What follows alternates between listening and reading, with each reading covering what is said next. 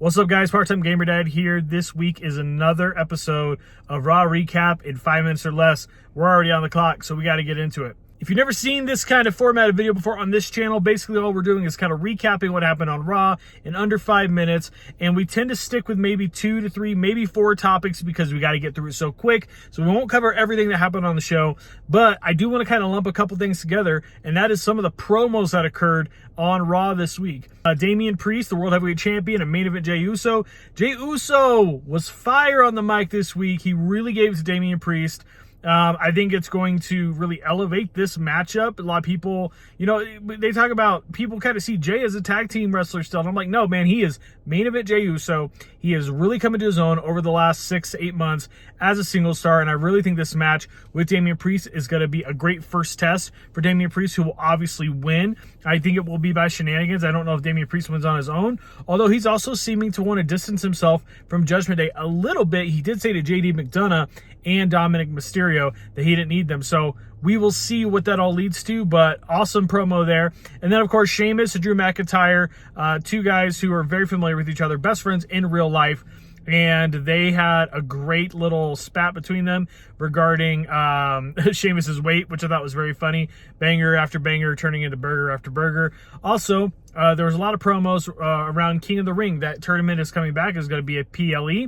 Gunther, Xavier Woods, Sheamus, Drew McIntyre, all throwing their names into the ring for that tournament. I'm really excited. I think Gunther is going to win that, which would be awesome, and see him take on somebody at SummerSlam, or if he were to defer that title shot until like Bash at Berlin and take on Cody or whoever the World Heavyweight Champion would be. It's kind of hard to tell because we don't know where he's going to be drafted yet, but that makes me very excited. I can't wait to see that tournament. I love King of the Ring. It's one of my favorite tournaments of all time, so I'm very excited to see what happens with that.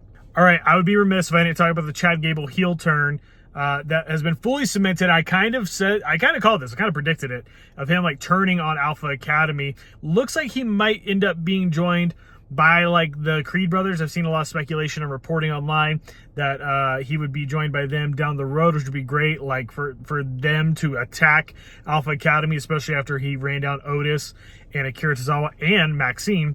So great work with him. I think this is going to be the work of his career, a new like vicious side of him.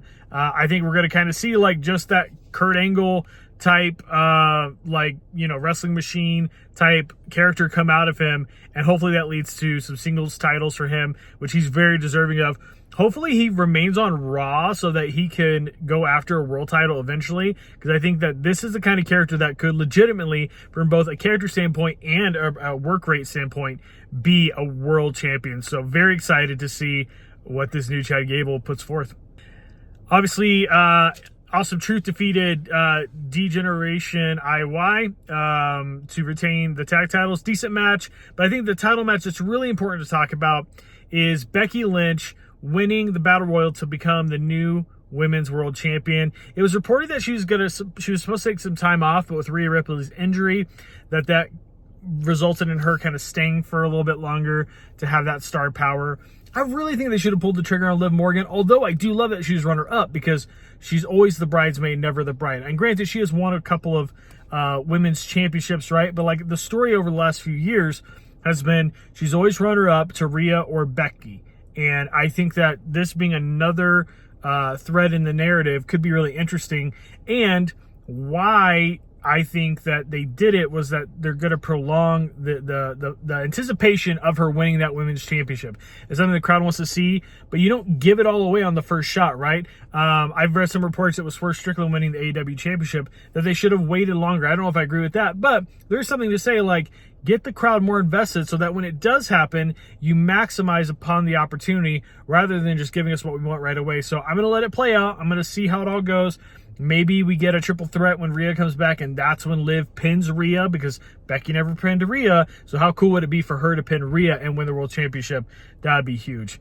All right, guys, that's Raw in 5 minutes or less. Make sure you let me know down in the comments below how'd you feel about Raw, and also let me know, you like this kind of format or the other kind of videos you like to see? Make sure you like the video. Make sure you subscribe to the channel. I'll see you very soon.